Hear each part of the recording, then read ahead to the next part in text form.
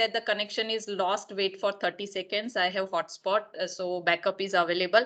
Don't panic, I'll be back. Just to reassure you, right? So that's the time I'll request in any case if something goes wrong. I will switch off my video and move to presentation. Okay, give me a while. Yes, is my presentation visible? Yeah, yes, ma'am. Great. So thank you once again. And I was going through your agenda of FDP, madam, and I found that you have almost covered all the topics when you sent me the final Yes. FDP schedule. And that's really good. I was very happy to see that starting from Ajay Patel, sir, taking the smart grid architecture, you have covered microgrid, islanded microgrid, hybrid operations, and you have also covered the power quality. And then I was wondering what is left. So I thought, let me just talk about the smart substation because that is the area I could not find, and that's how I just picked up the piece of the smart grid.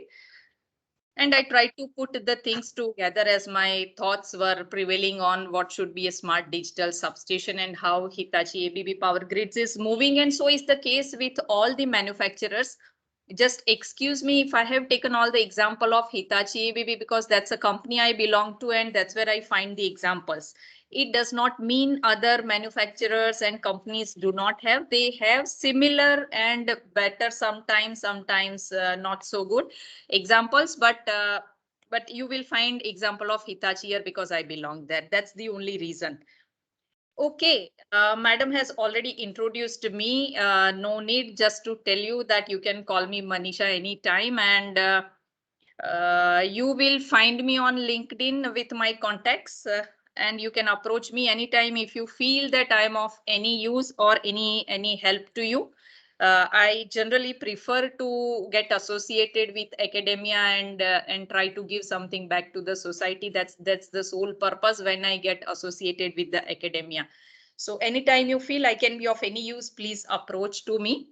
At present, I take care of customer support and training of Hitachi ABB, and then we have excellent training center called PowerTech at Vadodara, and I am in charge of that training center where we conduct the training for all the industrial customers.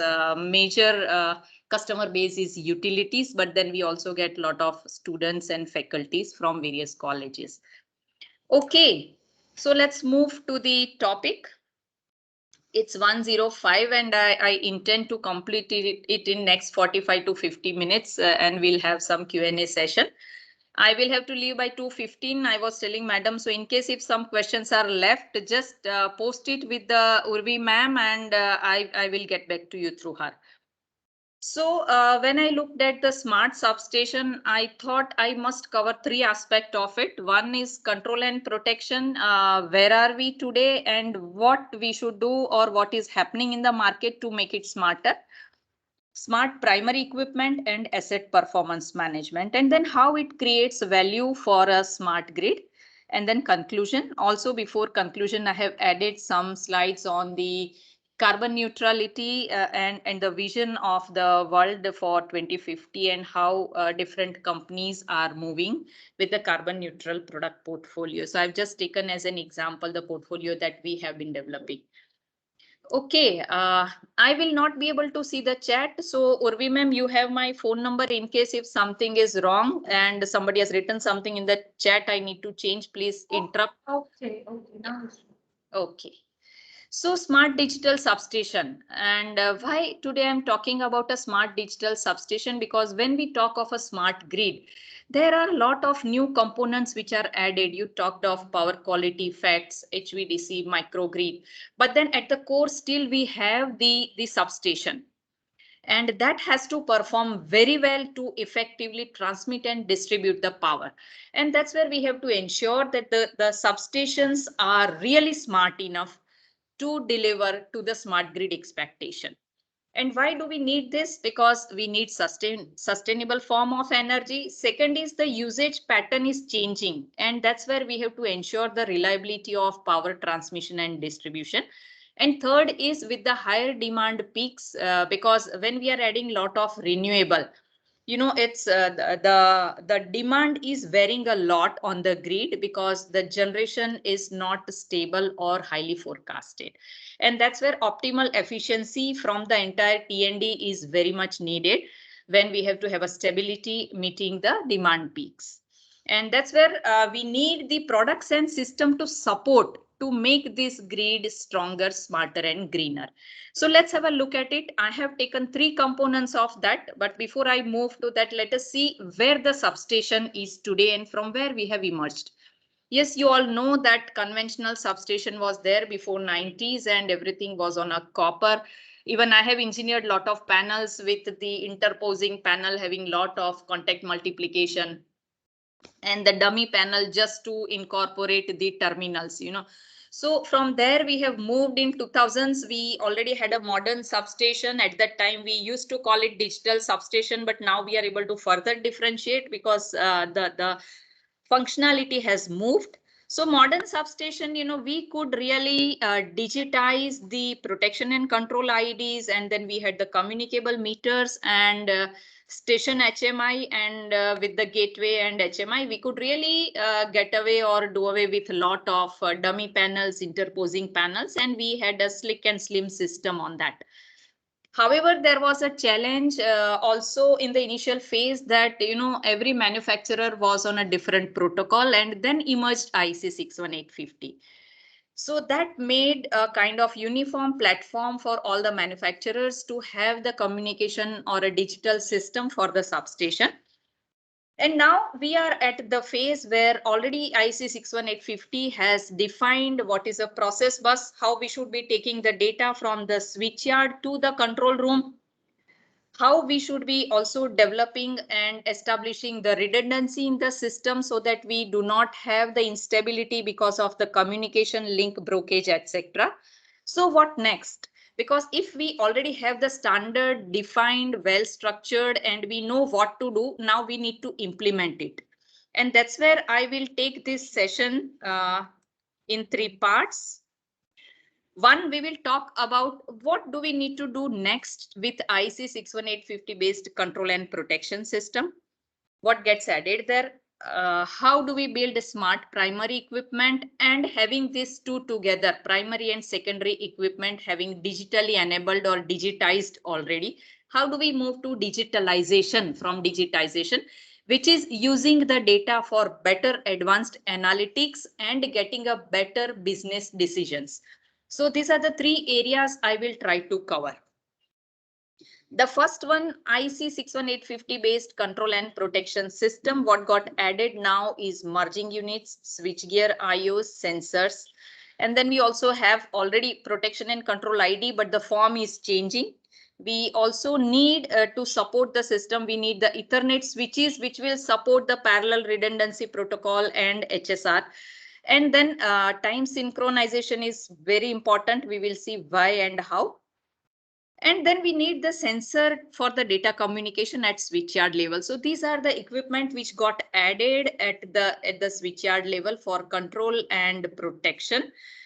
And then to have a smart primary equipment, we really need to look at it. So one is with the conventional CTs and PTs, we go with the merging units and we convert the data as a sampled value. But then the next is for the new substations, we have low power instrument transformers. And then we have to have the communicable GIS, mixed technology switchgear, dead tank circuit breakers, etc. And then also power transformer, which is a very important equipment in the substation. We need to digitize. So we will see how power transformer gets digitized and how are we able to get the benefit out of it. And sorry, I had to page down. And the next one is advanced analytics and apps, because now we have a data with the smart primary and secondary equipment. We have a lot of data. We have to see how do we utilize this data. So for that purpose, we have IEC 61850 enabled HMI and historians in the market. We have asset condition monitoring. So how do we integrate all these things together? Let's have a look at it. So conventional substation and digital. Now you can see, let me go with the lesser pointer. Just a second. Yeah. Now you can see in digital substation, the equipment have started changing. We have a control and monitoring device, which might not be a part of the process, but some of the equipment are, third-party equipment directly getting on the station bus. But then we have the merging units, we have the control units, and we have low power instrument transformer units. So these are the new monkeys that we can see in the substation now. Okay, so what kind of products are available in the market? Again, as I said, this is the example from Hitachi ABB Power Grid. Similar equipment you will find from all other manufacturers in the market. So, when we talk of digitizing the equipment at switchyard level, what all we need to digitize? We need to digitize the CT signal, the PT signal, and the binary IOs that we will have. For which now we have the kind of process IO range available in the market, and what they do is, it interfaces and takes the input as a conventional CT and gives you the output as a IC 61859-2 sampled value streams. This is useful for the existing substations where you already have conventional CTs and PTs, because we have lacks of substation. Immediately tomorrow, if we decide that we need a smart grid, we don't have chance to replace all the CTs and VTs with the non-conventional IT or a fiber optic current sensor and so on. So for that purpose, we need the kind of IOs in the market which will help the existing equipment to still be connected to the process bus and become smarter. For that purpose, we have the range of IO, which helps us to convert the CT and PT signal into sampled values. But only sampled values and IO conversion will not help. As you know, we also need the time synchronization conversion capability. So in the switchyard, you also need to have a module or a device which also connects to all the IO modules, CT, PT, and the binary IO, and also has a time synchronization with all the modules, so that we get the right sequence of the samples and we can have the right decision and the right logics in IDs and SCADA. So this is about the kind of IOs that we need to have in this system, because we have lacks of substation and it needs to be upgraded. Unless and until we do this, talking about the analytics software and having a real-time data is not going to help. So this is a ground reality where we need to work on, and these are the kind of solutions available that will help. If you're going for a new substation or a complete renovation of a substation, we have the option of having the optical current sensors. And now you can see how this improves the reliability and availability. When we have the optical sensors, you have no saturation. When no saturation means you are avoiding lot of maloperation or the stability issues that we have in the protection system. Broad current range, how broad current range will help? One is we always think of technical, but then just think when you have one CT failed in the system, you need spare immediately. And if you have multiple range of CTs, then you need to keep so much of spare and so much of capital investment that goes into it. And that's where this optical current sensor helps with a very broad range, which covers almost all the ranges required in high voltage and medium voltage, and you can have a common spares. So that is how it also reduces the capital expense for the utility. Safety, let me jump a few things. You can read about the broad frequency bandwidth and flexibility and all. And then safety is very important, because if you go through the failures in the power system, at least around 4 to 5% faults in power system are also due to instrument transformers, CTs and VTs. And failure is not only, stopping the revenue of the utility, also it hampers the availability of power, and there is issue of the safety with the explosion. So here we avoid those kind of issues as well, improving the reliability and availability. So I'm just trying to get at the ground level, how do we, when we talk of reliability, availability, efficiency, how are we improving by making the substation smarter? So that's what I am trying to do here. And then when you have a broad current range, the engineering is simplified. For two reasons. One is you do not have the current core and protection core separately to be mounted in the substation, because optical sensor has a very high accuracy which is required for metering, and it really transforms the current up to the fault current level. So there is no need to have a separate core. As such, there is no core here, but the separate CT for metering and protection. And that is how, again, it saves some capital and investment, but also it simplifies the engineering. Okay, and maintenance free because no oil spilling, etc. So these are the advantage which will make the substation smarter, improve the reliability step by step. Now you will feel, why am I talking of 61850 IDs? They are existing for many years now, and we are talking of future trends. But you can see earlier the IDs used to have all the IOs built into ID. We used to connect the breaker signal and isolator signal, everything coming to ID, which is a 61850 enabled. Now we have process bus. We have removed the copper cabling from switchyard to the bay level, and then the ID also needs to be upgraded to the level where it accepts the inputs from process bus rather than the IOs, and then is able to have the right capability to take all the process bus signal and use it in the interlock logic. So there are upgradations going on at each ID manufacturer, and they're making it better and better every day to suit for IC 61859-2, interacting with process bus on one side and interacting with HMI and gateway on the other side. Okay, and then we move to our second part, which is a smart primary equipment.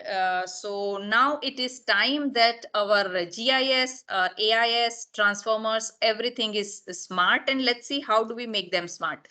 So digitization or digitalization of HV switchgear, when we talk, now you can see I have put two types of substation equipment. Here we have AIS equipment.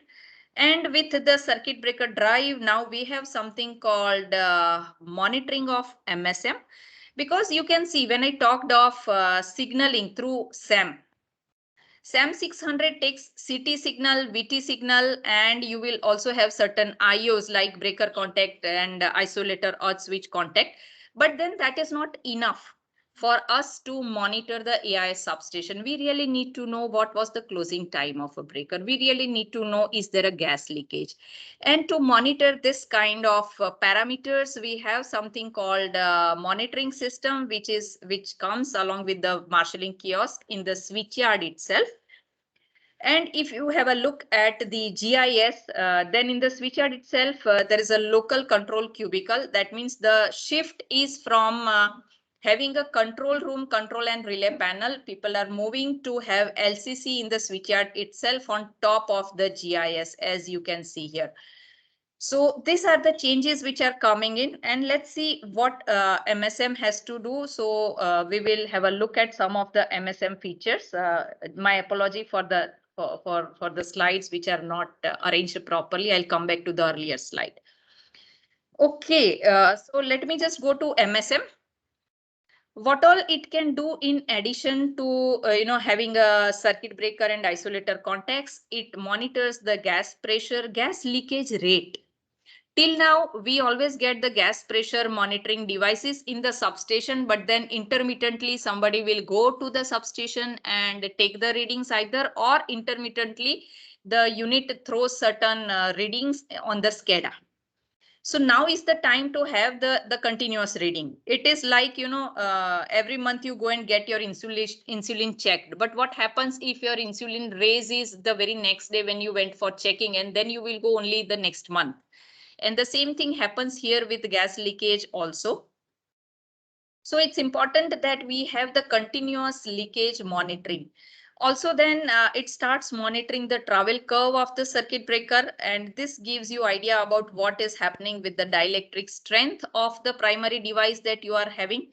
And then to know some of the mechanical fault, it has mechanism, timing, contact speed, coil current analysis, and some more parameters, to know the wear and tear of the contact and certain accessories. So this is continuously now monitored, and that is how we try to make the GIS and AIS smarter. So the features we have with this is like a DIN rail mounting type of a device. You put it on the LCC itself in the switchyard. This is IC 61850 enabled, so it has a 61850 communication with supporting the redundancy. And such data has to be then used for asset performance management. We will move to that part. So how do we use them in switchgear? So you can see here I have taken the example of hybrid switchgear pass. As you can see at the bottom, you will have a bay drive and it will also have a merging unit housed here. We will also have a density monitor and gas monitoring system. Both are communicable on IC 61850, and that is how we make the primary equipment smarter. Okay, so let's move to the next one, GIS.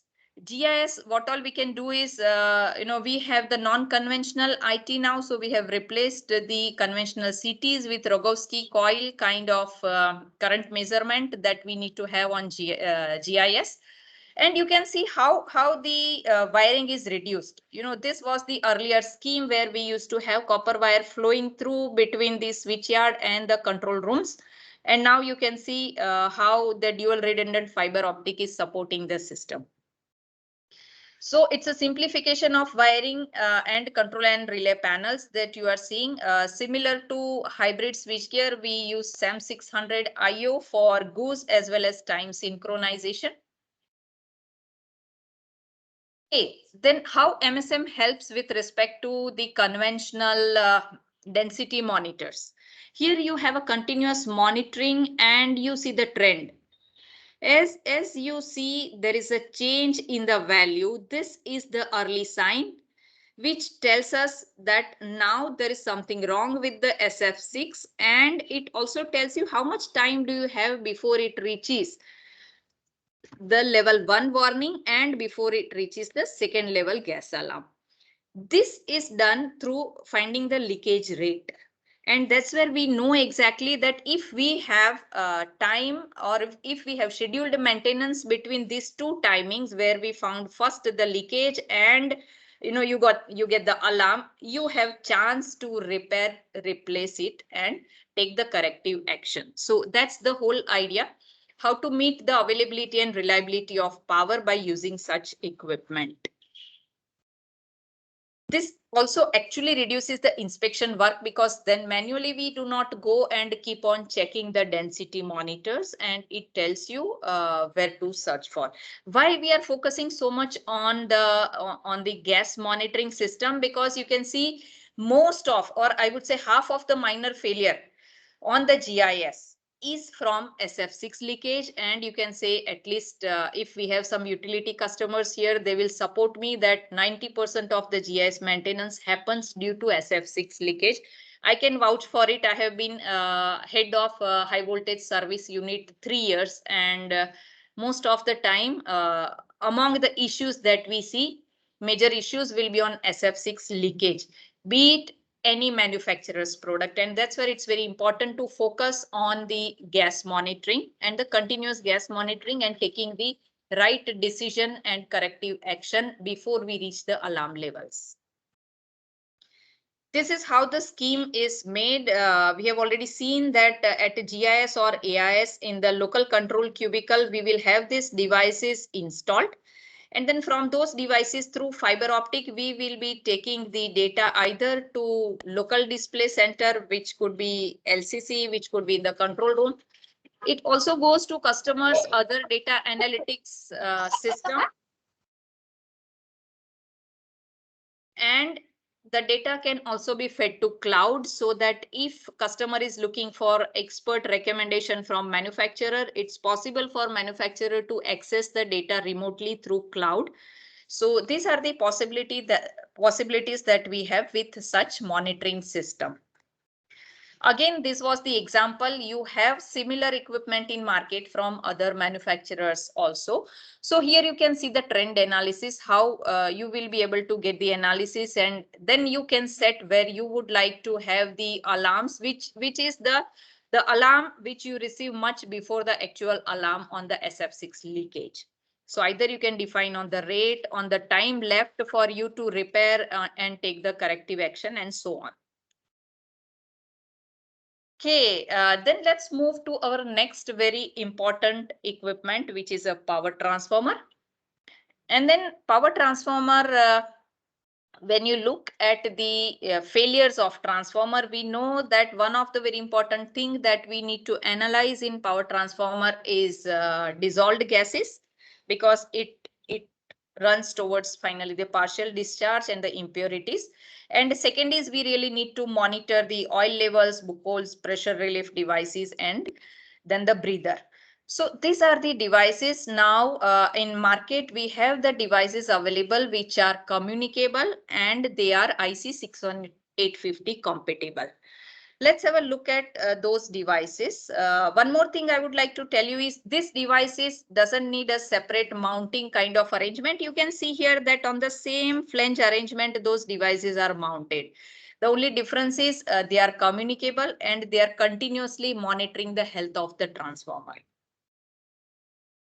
Okay, so when we talk of CoreTech, which is a transformer monitoring platform, what all it monitors? So it monitors vital signs like, when I was COVID positive in April, my doctor said continuously monitor your vitals, your BP, your temperature, and your oxygen level, and so on. And so transformer is also, you can say, a lungs and heart of our substation, and we really need to monitor the vitals. So these are the vitals which are getting monitored: top oil temperature, dissolved gases in oil up to 9 gases. It monitors the load profile. It has a tap changer position monitoring. It monitors the bushings healthiness, because we know that majority of the failure also comes from bushing in transformer. And then we have other digital sensors, e-devices, which are like we were seeing here, oil level, book holes, PRDs, and the breather, etc.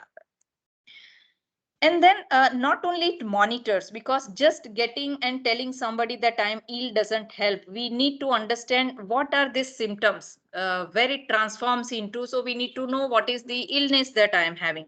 And that's where this CoreTech models this data to ensure and find out the hotspot temperature and location, the aging rate, and the overload capability which is left for the transformer.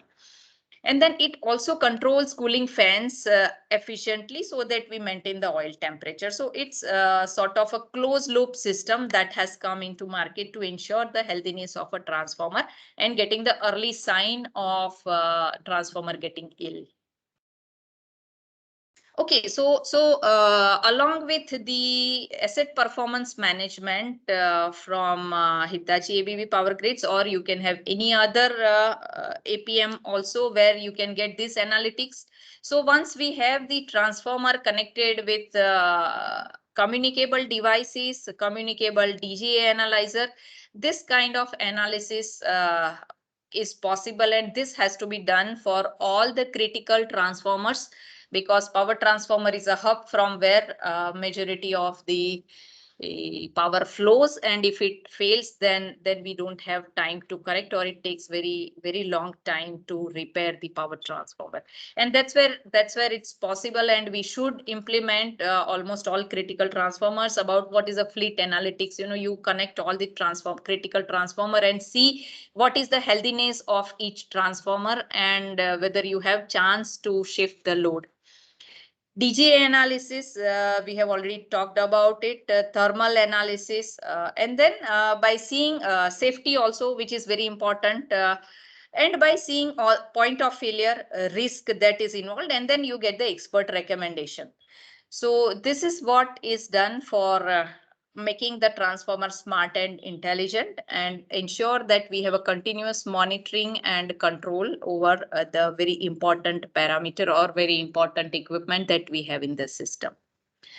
Let me talk of dehydrating breather also as one of the example I have taken. We have too many devices, so I have not taken all of them, how they work, but some examples. So let me just take the example of dehydrating breather, how it works. So typically we know that breather absorbs the moisture, and then you have to find a time to change when the gel changes the color. Here we have the kind of breather where we have 2 cylinders. And then the moment the silica catches the moisture, automatically it shifts from one unit to another unit. And the unit where we have a high level of moisture, the heating is made on. As you can see, in normal functioning, tank A was functioning. And as the weight increases, we can see that moisture content has increased here. Automatically, then it shifts to another tank, tank B, and then the heating is made on for first tank. As soon as first tank is ready and the second tank needs heating, it changes over. So what is the purpose of here is, key feature is there is no visual inspection of a silica gel, no replacement or disposal is required. It is automatic process of silica gel regeneration. And here the benefit is because we save time for replacement and inspection, and it's also cost saving. Okay, so this is about one of the sample device, how it works, and you can see it also has certain LEDs and displays and alarms, etc., which is needed. And then at present, breather has say 4 to 20 milliampere output, Modbus RTU, and now we've added IC61850 also here. So these are the ready sensors which will be used to make the transformer more available, more reliable, along with also monitoring the health. Okay, and then next I will talk about the robotic inspection of transformer. So let me tell you till now what happens is, whenever we find that the parameters are not right, typically when you have certain tests done, you find some of the parameters are not right. Suppose the 10 delta is not in place or partial discharge shows some abnormality, or there is a fault and it has tripped and it says that there is a fault within transformer. Various cause or inputs could be there which leads us for transformer inspection. And the moment we have to go for transformer inspection, it's a long process. Typically it takes anywhere between 4 to 10 days. And the process goes like this: we need to disconnect, then we need to drain and store the oil. We also need to connect breathable dry air system, purge the transformer, and then we need to have expert team or expert service engineers team who will assemble in a very confined space, because you have to find the fault within the transformer. Somebody really needs to get in and find the fault. So that is where we perform human inspection. And once that is done, again we need to have sealed the transformer. We have to put it under vacuum, reprocess the oil, and vacuum seal the transformer. It takes time. And then also you need to have a testing, because we have really removed the oil and refilled, and we need to really have a testing. This is a long process. And then to make it smarter and more available, more reliable, what we've done is we have come out with a robot inspection of the transformer. So what you're seeing on top of this is a small robot that gets into the transformer, and it has its own camera. So it can take the photo, it can take the video, and it gets connected to the system outside. And the engineer sitting outside very comfortably can really view what is happening inside the transformer. We can zoom in, zoom out. Even the camera can reach where person cannot reach, because it's a small device. We are able to control the movement of robot inside the transformer. So there is no need to really drain the oil. There is no need to refill the oil. There's no purging of the transformer, no retesting of the transformer. And so typically the inspection can be completed within 1 to 2 days. Now you can see the benefit. This 10 days probably can be utilized in repairing the transformer, and within 10 days, when earlier we used to complete just the inspection of a transformer, now we are able to, make the transformer up and running. On top of it, also let us not forget the safety, because now person don't need to get inside the transformer. You are sitting outside and robot is taking your place and doing everything that robot has to do. So robot can reach the inaccessible zone which are as a human we cannot reach inside the transformer, and it's very, very healthy, safe, and on top of it, it saves a lot of money and time. So this is about the robotic inspection. Let's have a look at some of the pictures. So what is done is, as soon as we want to have inspection of the transformer, the person really from top of the transformer inserts the robot, as you can see, as my laser is moving. So from top of the transformer, this robot is inserted, and robot can work in oil immersed environment. So there is no need to replace any oil or anything. So once the robot is inside, it starts taking the photographs and transmitting on real time in the system, where in the control room you can see, you can sit and see what is happening. So these are the photographs taken by the robot. You can zoom in as you see some fault inside the transformer. It is possible for you to move the robot sitting outside. You can see people sitting here in the control room, or actually not the control room, just outside temporary control room, probably outside the transformer. But yes, you can move the robot as you wish. You control and see it, and you are able to take different photographs from different angle, take the video, zoom in, zoom out, and find the fault inside the transformer. So you can see how easy it is now to inspect the transformer, and this is how again we have to make the grid smarter and greener, improving the reliability and availability. On top of it, I have added a link. When I send this presentation to madam, I hope probably you all will receive. Otherwise, it's available on YouTube. You can see at present in my system, YouTube will not work. So I'll not be able to run this video, but you can see how the robot gets inside and how it is doing the inspection.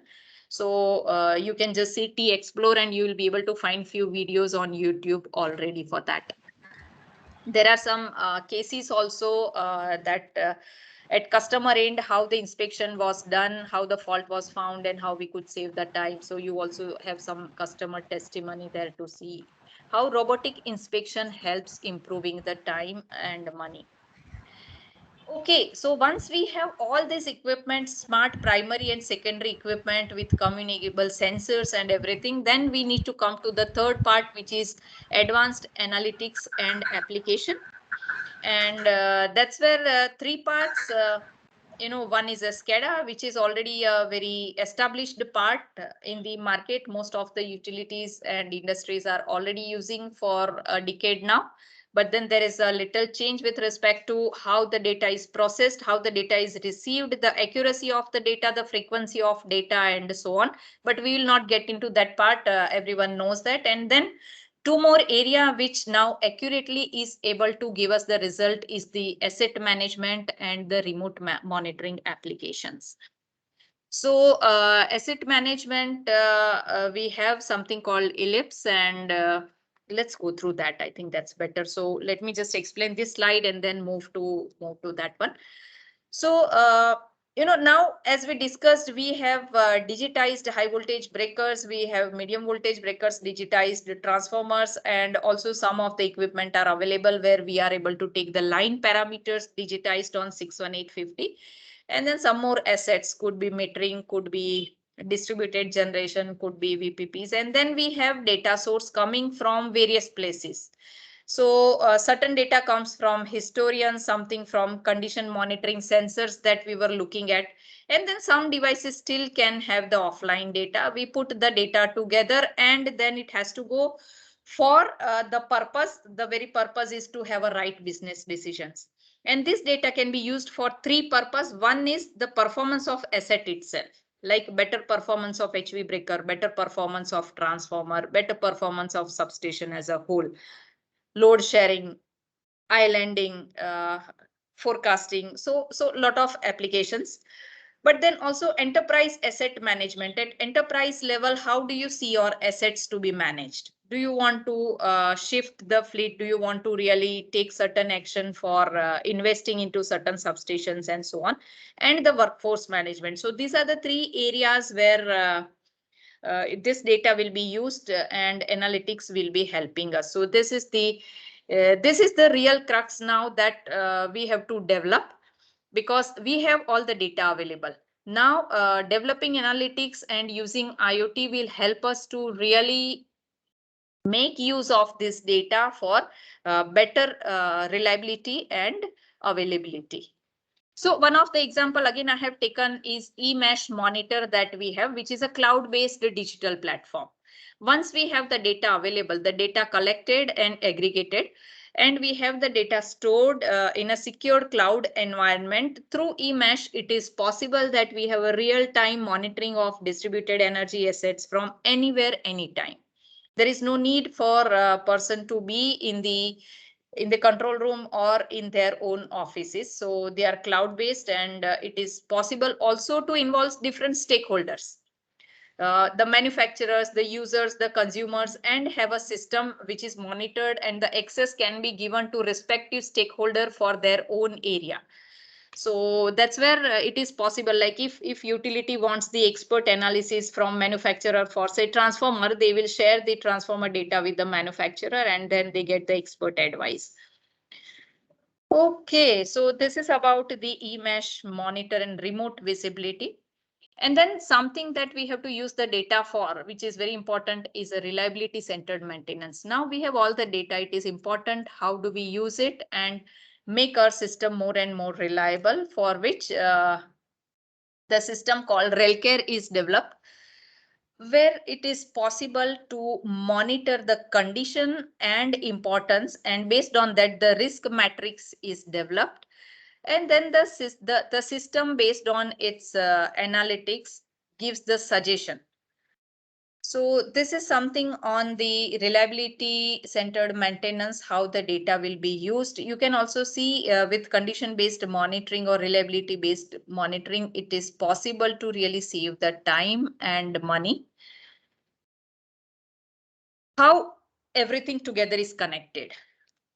So we talked about the high voltage substations, digital power transformers, we have Cortec CoreSense, then we have a medium voltage switchgear coming in on a process bus. So you may have something on process bus, something might be on a station bus, depending on how the system is engineered. And then we have the relay room with the process bus based protection.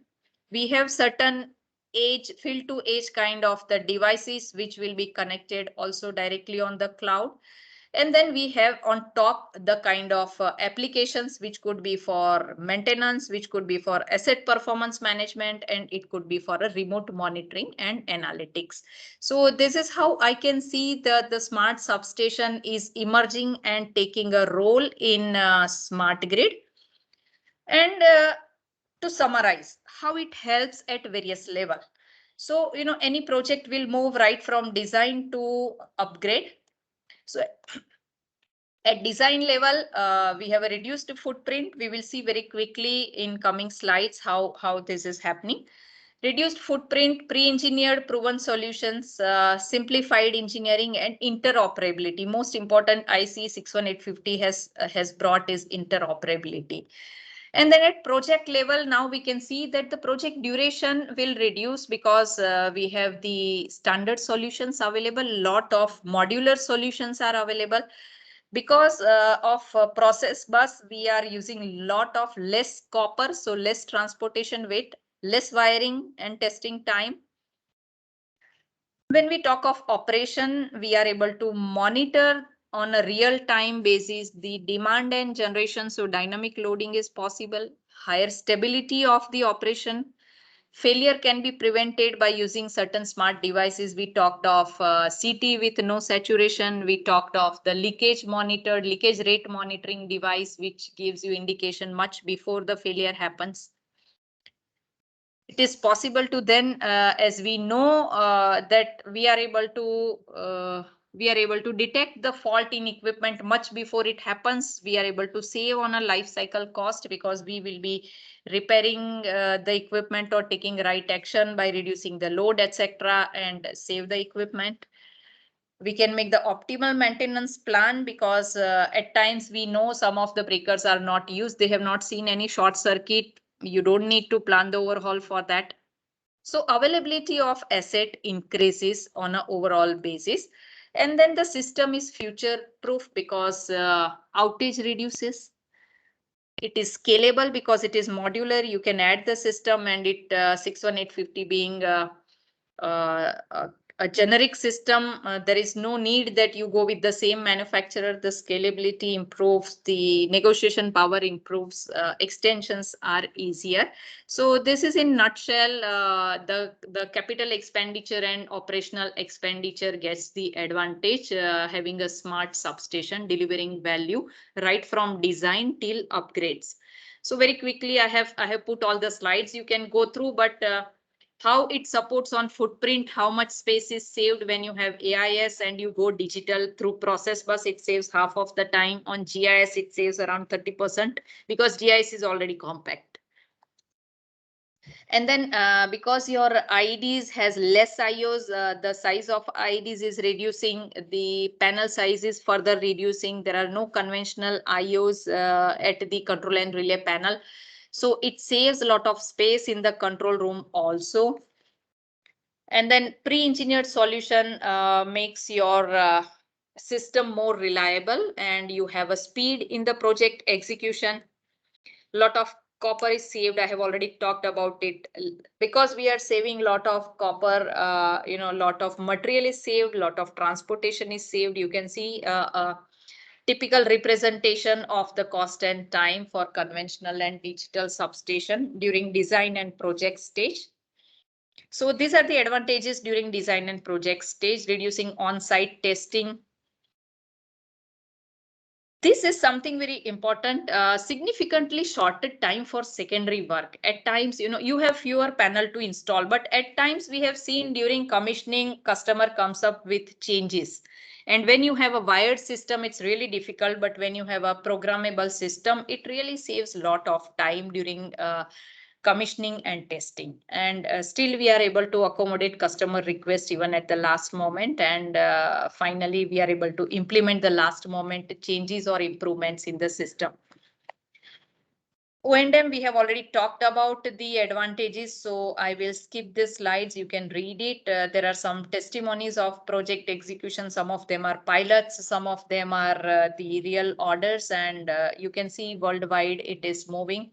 You can also see many of the project are with Hitachi equipment, but there are many with the third-party equipment also. So that speaks of a technology, that now technology is really delivering what it is talking.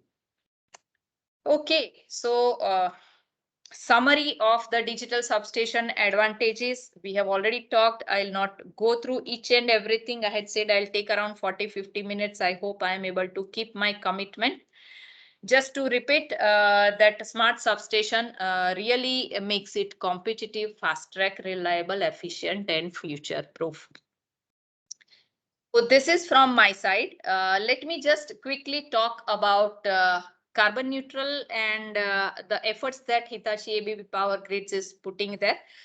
So IEA said that decisions over next decade will play a critical role in determining the pathway to year 2050, and carbon neutral is playing a major role here. So as HAPG, we have come out with the sustainable portfolio, which will help to reduce the environmental impact, improve the resource efficiency, and have a future-proof life cycle investment. Just to tell you before we go to the portfolio that, just replacing 1 meter cube of SF6 at pressure of 5 bar is equivalent to almost planting 60,000 trees, or having 400 passenger vehicles taken off the road for almost 1 year. So this is what is the impact of reducing the SF6 and moving to a carbon neutral future and having a carbon neutral product. So that's where we have come out with few product, and the project is still on. Some more products will be added continuously. So now you see the product which are having alternate gas. They are the products not having SF6, and that reduces 50% of the CO2 equivalent emissions. So alternate gas, in a very simplified fashion, I can say, is a combination of CO2 and O2. Just to tell you in a very simplified way. And we have already come out with the products, which is 145 kV GIS, and then we have 72.5, which is a 66 kV live tank breaker. We also have 145 kV live tank breaker, 420 kV GIS. Some passive elements are already having alternate gas, and a disconnecting circuit breaker.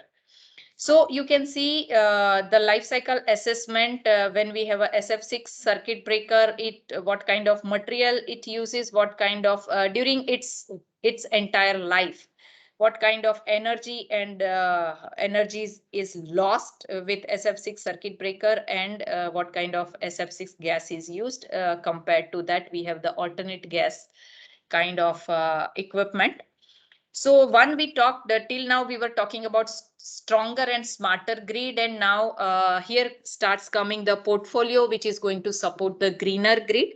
And there are manufacturers in the market other than HAPG also who are coming up with the eco-efficient products for the high voltage.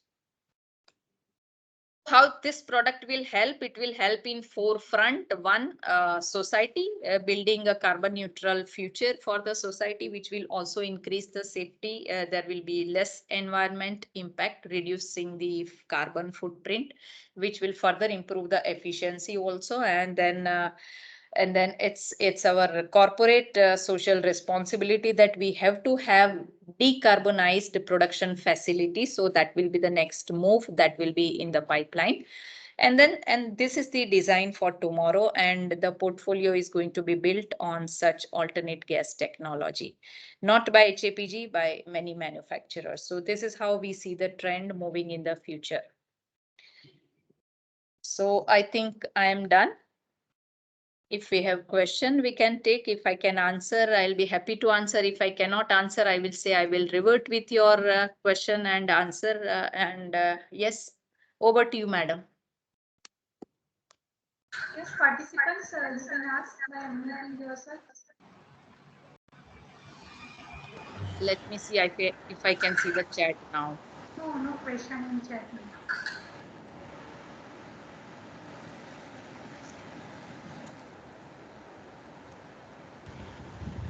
So Nagaraju sir has waved his hands, so I think he must be having some questions. Yes, Nagaraju sir.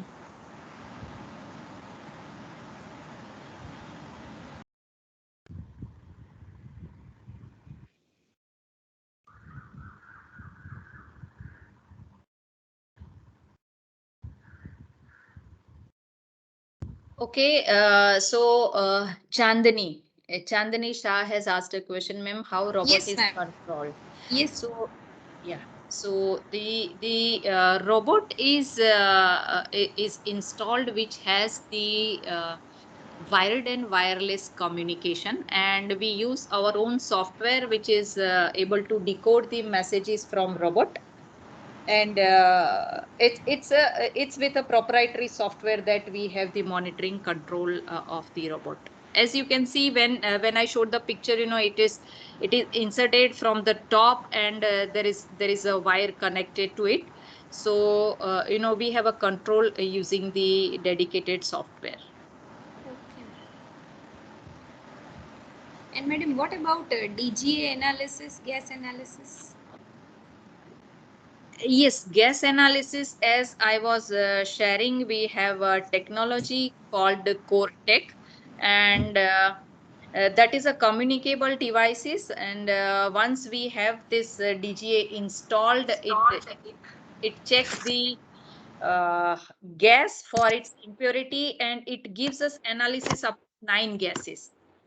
So once we have this CoreTech device is also connected outside to the kind of ID you can call, or a controller, where this data is taken from CoreTech, and that data is analyzed and can be sent to asset performance management software, where we are able to build the trend, and based on the trend, we also have a lot of data analytics inside the software, which knows if this is the kind of trend which is coming. They show you the probable cause for that and the probable action.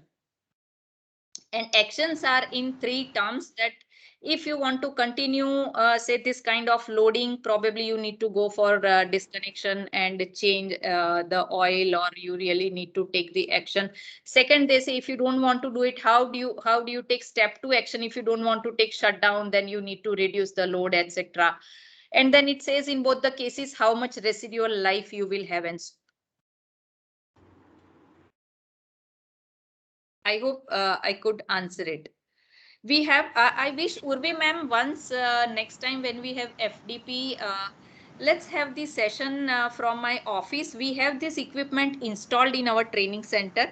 I also encourage all of you to visit our training center, and I will be able to, take you around. It takes around 45 minutes to go through all these devices. We have real devices are installed in our training center, where you can come, touch, feel, see the asset performance management, what kind of recommendations are given, and so on. So seeing is believing, because PPT will not give you full idea, but when you come and see the device in 5 minutes, it really clicks that yes, this is how it is.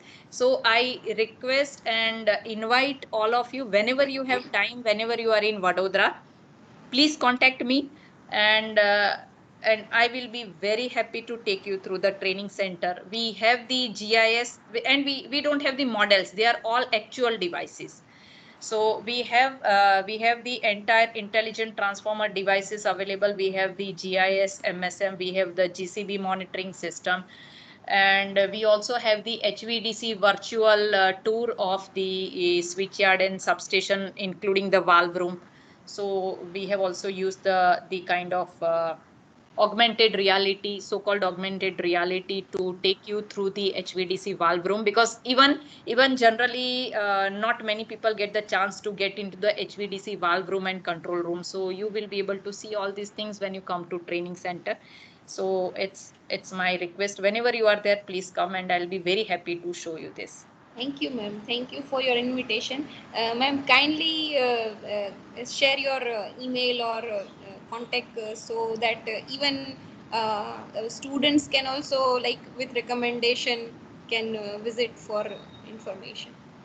I will share my mail ID in the chat. You can take it, manisha.d.shukla@hitachi-powergrids.com. So you can take it from the chat.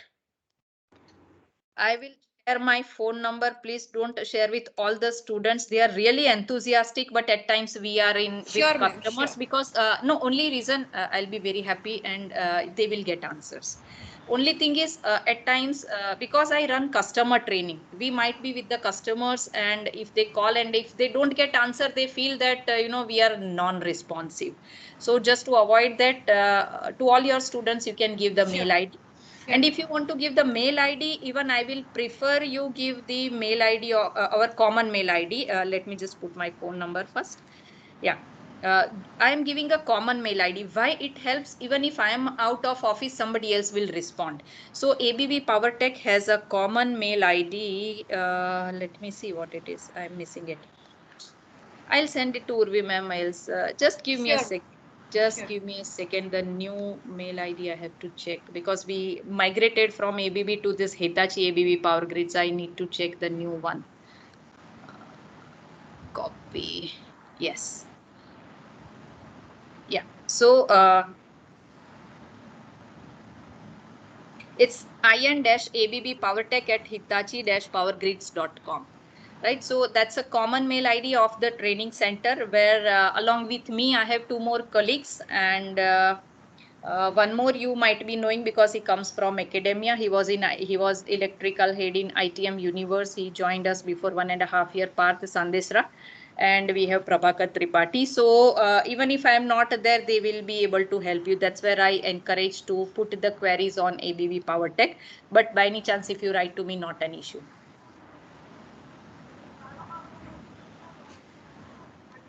Thank you very much, ma'am. So I think we should now conclude this session. So on behalf of Electrical Engineering Department of Dr. SNS Gandhi Government Engineering College, I would like to thank you for accepting our invitation and sparing your valuable time for us. And if we talk about the topics, that this topic is really untouched by any speakers, and you have covered it so nicely with all the practical approach and demonstration of actual pictures and figures that are really very helpful for us to know the at present which type of revolution is going in the field of switchgear and protection system. So that digitalization of all the switchgear components, how they proceed. So that is really very important information for all of us, madam. So thank you very much from the team of FDP for delivering this session, ma'am. We hope to have a similar cooperation in future. Thank you, Anytime, ma'am. madam. Thank you so much. Privilege is always mine and not yours, because I get to know so many people over here. And yeah, it's my privilege. Thank you so much. Thank you, ma'am.